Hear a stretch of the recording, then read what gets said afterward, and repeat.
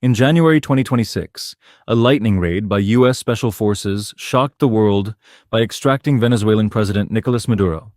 Immediately after, President Donald Trump turned his sights 90 miles south of Florida, declaring, "Cuba is next." By late May 2026, the rhetoric reached a boiling point, with the U.S. Justice Department issuing criminal charges against 94-year-old Raul Castro, and the White House declaring it looks like I'll be the one that does it. The world is asking a chilling question. Is the United States actually planning a full-scale military invasion of Cuba? Or is this the ultimate game of geopolitical leverage? To understand Washington's current strategy, you have to look at the economic chokehold already in place. Deprived of Venezuelan and Mexican crude, Cuba's electrical grid has repeatedly collapsed. The strategy isn't hidden. Washington is using an economic bludgeon to force the Cuban government to the brink of collapse. But while the strategy mirrors the playbook used against Venezuela, Cuba is a fundamentally different target. Pentagon officials know that a conventional invasion of an island nation with a deeply entrenched, highly ideological military apparatus would be costly, bloody, and unpredictable. Despite the aggressive rhetoric from the Oval Office, the Pentagon has quietly signaled a much more cautious reality. Instead, the U.S. military's actual contingency plans are focused on three specific areas: defending the naval base at Guantanamo Bay, protecting the U.S. Embassy in Havana, and preparing for a massive refugee crisis if the Cuban economy completely unravels. The White House views Cuba's deepening intelligence, logistical, and military ties with Russia and China as an intolerable threat in America's near abroad. If an invasion is highly unlikely, what is the endgame? It's what the administration has termed a friendly takeover, using maximum economic pain to force a sweeping diplomatic surrender. Washington has put an extraordinary ultimatum on the table. In exchange for rescuing the Cuban economy, Havana must open its markets to American private investment, release political prisoners, and sever ties with Beijing and Moscow. So, will the USA invade Cuba? The evidence suggests that a massive D-Day style conventional invasion is off the table. The risks of regional destabilization and a catastrophic refugee crisis right on Florida's doorstep are simply too high.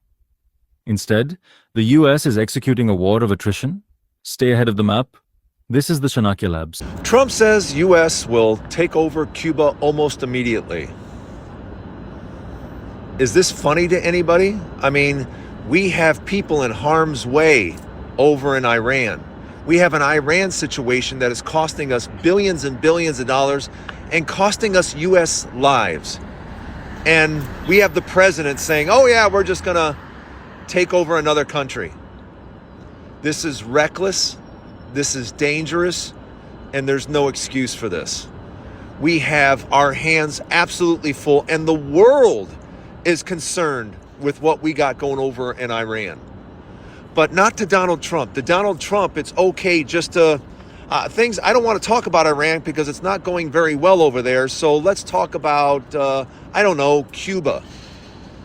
This is a waste of space. This is a waste of time. Don't fall for it. Let me know what you think in the comments, and like and follow for more. So if you guys have been paying close attention to the news as of late, Cuba is supposed to be receiving $100 million from your very own, the US of A, and of course, from the US taxpayers' pockets. Some people may see this as a good thing. A lot of people may see it as a bad thing. And I'll tackle both sides of the aisle, right? Cuba has been a communist regime since before I was born, since before many of you were probably even born. The US and Cuba has always went head to head on different regimes and the way that it conducts itself politically, right? As of late, we've seen Cuba go into basically a collapse. Their grids are collapsing. People are going without food. People are going without water. And, you know, this is the U.S. way of pressuring Cuba to not only address its, political instability, but also address how it acts economically, politically, and how it treats its own people, right? The good thing about this is, listen, the U.S. is trying to position itself on the Western Hemisphere and in the Americas as a dominator. We're trying to dominate the northern side, right? The northern or western side of the hemisphere, AKA the Americas. That is what we are trying to do, right? And a lot of people are not seeing it that way. And quite frankly, I understand why a lot of people are not seeing it that way, right? Our tax money continues to be used for foreign wars. Our tax money continues to be used for things that don't benefit us as Americans. And $100 million can really, do something in the United States with as many people who are starving, as many people who need food, as many people who have student loan debt, as many people in the US of A that could use $100 million. We continuously spend it on countries that may not even use it in the way that we see fit. And the United States has a long history of trying to force regime changes, trying to get countries to do their bidding, and it never really pans out the way that they say that it will pan out, right? First, we have Venezuela, right? We've captured Maduro, right? He's sitting in a U.S. prison or facility, jail, or what have you right now. We've taken ownership of their oil to input the corporations, the big corporations, Exxon and whoever else over there to extract so we can remain a key player in the oil industry, right? Then we have Iran, a key port of entry, the Strait of Hormuz, that many countries use or utilize to move oil and other products around the entire world. And not just oil, but other different commodities that are very, very important. So the U.S. has had a stronghold over the Middle East for 20 plus years at this point, 30 years. And clearly it has done nothing but destabilize the region, continue to make us untrustworthy in that region. However, the United States is still trying to do everything possible to gain more influence in that area, which quite frankly is not working. As of late, we've given off a few attacks. Iran has shot off a few missiles, a few drone attacks, and it's looking like this may go on for years to come, okay? Years to come. So as you can see, a lot of these wars that we're entering into, it's about energy. It's about energy and or influence. Energy and or influence. But the key thing that people need to understand is, and come to realize, especially you patriots out there, is that the United States has no choice but to constrict its military force, right? It has no choice but to. Quite frankly, we don't have the money to continue to expand militarily. We don't. That money continues to run short. That money continues to run dry. It is a reason why we're pulling out of Europe. Of course, headline would be that, okay, Europe and America is not aligned politically. Europe is going one direction. America's going another direction. But in reality, it's just because the United States can't afford to have troops that far out anymore, right? And it's looking like we're going to lose influence in the Middle East as well, especially since a country that we're supposed to, quite frankly, be dominating, Iran, is putting up a significant fight and essentially backpedaling the world economy, right? And I'm just giving you a little, key points to take away as the reason why the United States is doing some of the things that it's doing. Cuba and Venezuela is very key for this side of the world, right? Like it or love it, right? And even if they get this $100 million, this package deal, this aid deal that the United States has promised them, they have to do things the United States see fit, right? They have to do things, in our favor. Essentially, they will become another territory, right? And I don't know about you guys. I don't know if you traveled a bit, but there's a lot of countries on this side of the hemisphere that are essentially colonies, right? I don't want to name any names because I like to travel to some of these places, right? Right. And as I become bigger and bigger, I have to watch what I say. But many of these countries are essentially U.S. territories, especially on this side of the world. Hell, even on the other side of the world, you can go to a few places that essentially are U.S. territories, right? Cuba, taking this deal, would become another U.S. territory. And the people of Cuba, or the regime of Cuba, has fought this as long as since the 40s, 50s, 60s. They've tried to fight this, but it may very well be coming to an end. And that was the whole point of what the Trump administration was trying to do to Cuba. Basically starve them out,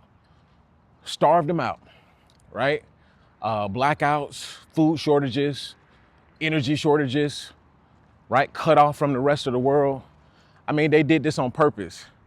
And if the United States is going to lose influence over the East, we might as well gain as much of a foothold in the West as we can, as much as we can. And depending on where you're looking, that's not panning out too good. Mexico is already de-alienating themselves from the U.S. Mexico is aligning themselves with Eastern powers, and that's our next door neighbor, right? Canada is also aligning themselves with Eastern powers as well, and that's our neighbor to the north. So depending on how you're looking at this, essentially it's not looking too good, right? And there's only so far south that the United States can go into Latin America, because Brazil is a part of BRICS.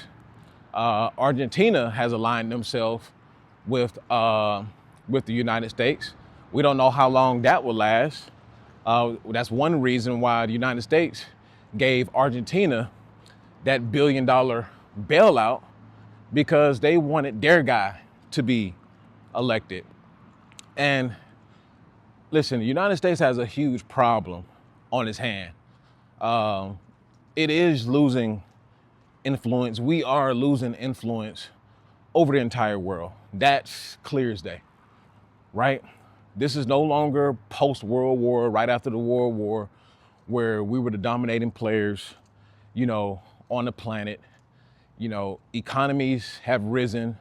Quite frankly, not that many countries that we think need the United States to survive anymore.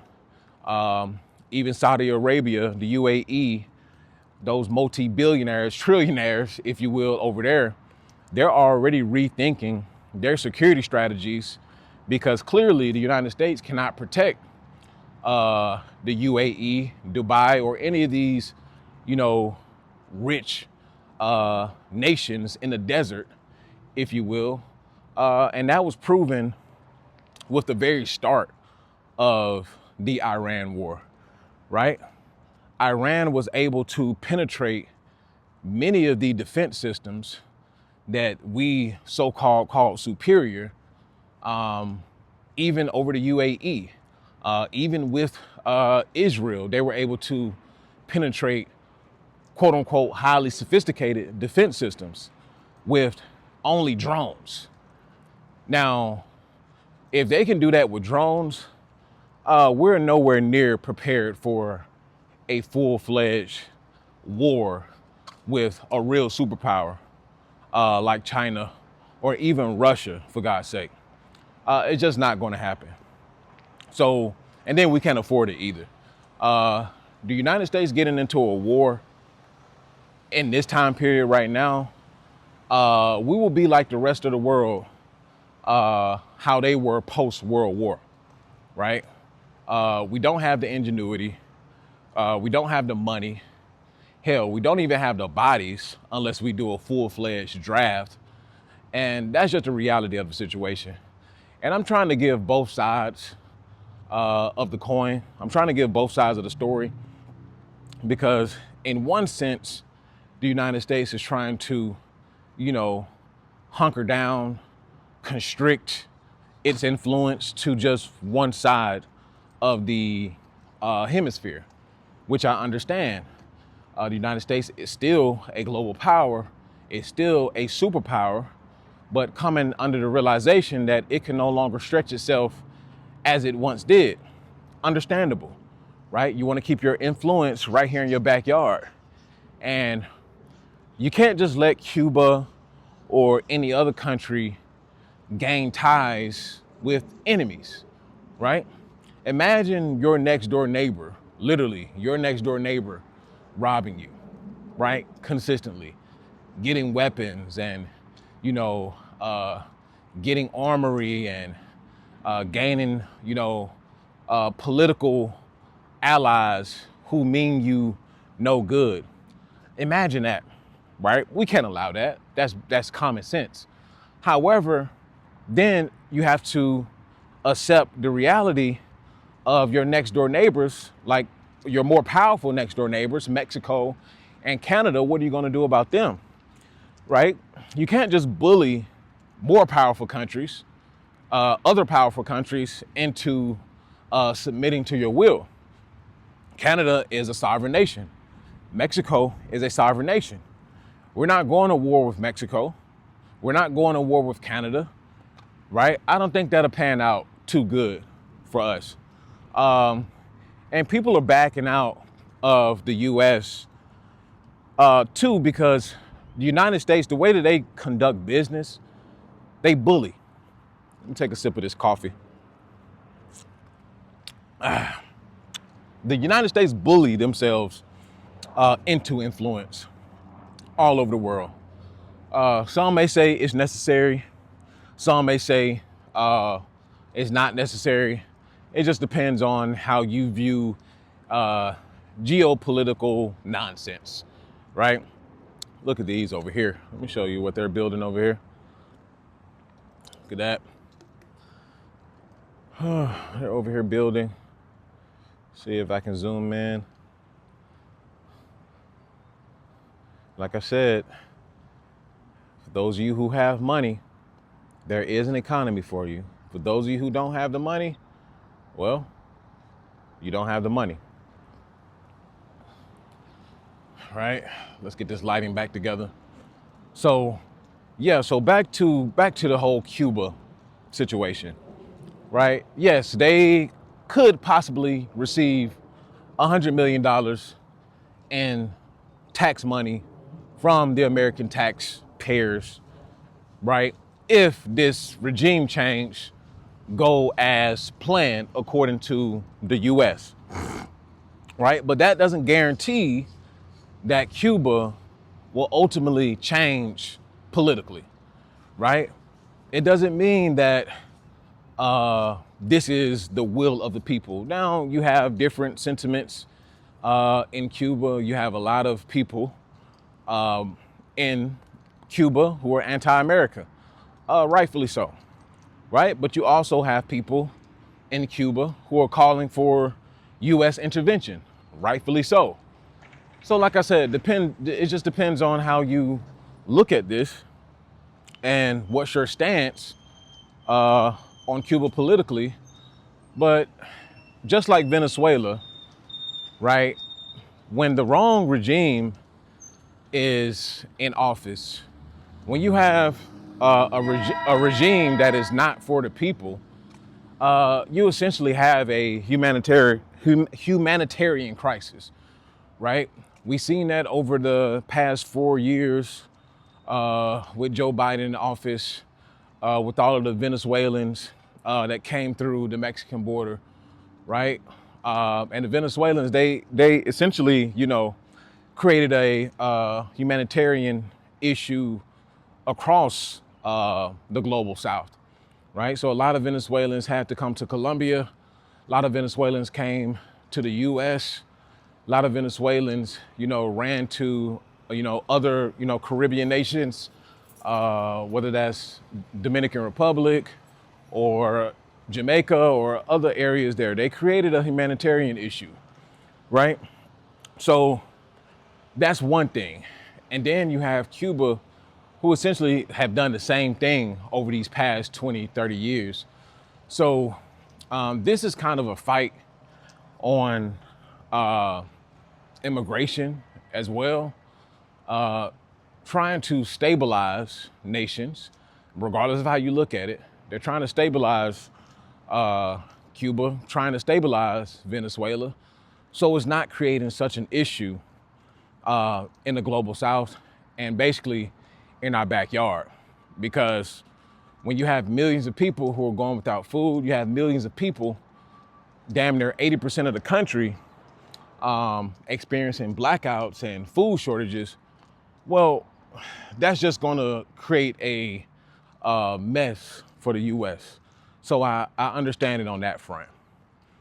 Like I said, we don't know what this $100 million would actually solve. We could honestly just be throwing money down the toilet. But all I know is I'm tired of my money going towards the interest of the United States government, and it's not the interest of the people, because we see time and time again that every time we give off money, send off money, regardless of who's in office, right? It doesn't matter who's in office, whether that's Sleepy Joe or Sleepy Trump, right? Both of these old bastards. It doesn't matter who's in office. Obama don't matter, right? Our money continues to be sucked up out of our pockets and given to other nations to better their own people and better their citizens. However, you have Americans here who are homeless. You have Americans here who can't find jobs. You have Americans here buried in debt. And we tell Americans, oh, pull yourself up by your bootstraps, right? Solve your own debt, solve your own problems. Well, that's all cool and dandy and all, but we don't tell other countries that, right? We're quick to send off, $1 billion package deal to Argentina. We're quick to send off a package deal to Cuba, right? We're quick to send off all of this money to Israel. We're quick to send off money to fight foreign wars. Why don't we tell everybody else to pull themselves up by their bootstraps? Why must we suffer for the benefit of everybody else? Which I never understood. I still don't understand, right? But clearly, they have their own plans, and clearly the future of America is not Americans, right? The future of America are immigrants, right? And you can debate amongst yourselves in the comment section about that. It is what it is. The future of America is not Americans. The future of America is immigrants. And they continue to let us know that, right? They continue to bash that in our head based on just what they're doing anyway. I mean, Trump came in talking about, no more immigration and all that. See, and it's a two-edged sword, right? Double-edged sword. On one end, he's talking about, ending immigration. And on the other end, they're meeting with, India's prime minister or president, and oh, we love the Indians, and this is not a shot at the Indians. I'm just making a point of reference, right? Yeah, bring more, or making deals with the Chinese, to fill up the schools in America. Clearly, they have other plans in mind. Clearly, Americans don't matter to the political class, right? And like I said, you can debate that amongst yourselves in the comment section. And this was just a little walk and talk rant about the $100 million they plan on giving to Cuba. Let me know what you guys think down in the comment section. Should we be giving $100 million to Cuba? I mean, at the end of the day, it is a situation that we created. It's so crazy. Like we're creating instances where people are starving and destabilizing whole regions. But then at the end of the day, well, let's give them $100 million, right? Let's show them our good faith, right? We destabilize regions and end up having to pay for it in the long run. I mean, it's just ridiculous, man. And this is coming out of your pocket. This is coming out of my pocket. While the infrastructure in America continues to go downhill, while jobs continue to, become null and void, right? We're creating jobs for everybody else, but no jobs for the American people. And, like I said, I've taken my emotions out of this and accepted exactly what it is. And I'm just going to do exactly what the U.S. government does and look out for my own best interests. Listen, the after pill is the ideology. The escape blueprint is the framework. And PFP life is how you should live, in purpose, in freedom, and in power. You guys stay safe. If you want to join a like-minded community, you want to join a community full of people who are headed in the same direction as you want to join a community of people who are trying to survive in this next phase of the world, listen, hit that link in the description. Join the Patreon, and if you want to take it a step further, come and join the inner circle. See for yourself how we're over there building. And I'll see you guys in the next one. Peace. I built a life. I built a family. I worked my hands raw to get here. And I'm not done. This is the escape blueprint. PFP life. A way out of the grind and into control. You'll learn how I stack cash, build systems, and reclaim time so you can live on your own terms. You will watch me maneuver and grind towards the life that I achieve for myself, and you can also do the same. Join the circle, join the Patreon, learn the steps, and protect your freedom. The escape blueprint, PFP life.